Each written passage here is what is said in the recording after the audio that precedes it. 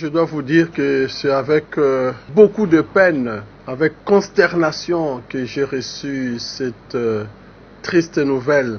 Et oui, on espérait que, étant évacué en Europe pour des soins appropriés, il allait nous revenir plein de santé pour être toujours avec nous comme une référence. Hélas, le Seigneur en a décidé autrement. Il a appelé à lui. Le cardinal Laurent Mosengo a fermé ses yeux à la lumière de ce monde pour les ouvrir à la lumière de l'éternité. J'ai eu le bonheur de travailler avec ces géants de notre histoire, de travailler avec cet éminent pasteur, un homme aux multiples talents. On connaît le cardinal Mosengo comme un grand pasteur, un pasteur infatigable. Il a été professeur ici à l'université catholique à l'époque, l'Ovanium, à la faculté de théologie. C'est un des professeurs à la faculté de théologie. Et puis après, devenu président de la Synco, il était le grand chancelier de l'université catholique.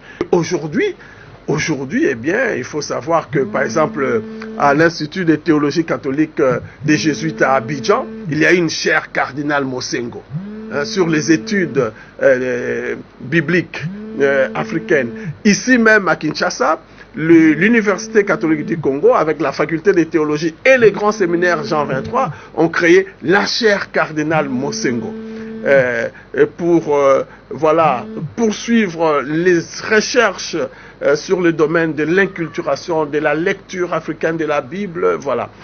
Et puis, il faut dire aussi que c'est quelqu'un qui s'est investi, qui s'est donné pour le rayonnement de notre université. Lui-même, parfois on ne sait pas, il a pris en charge les études des jeunes. Ici, il y a des étudiants qui ont leurs frais de scolarité payés par le cardinal Mosengo.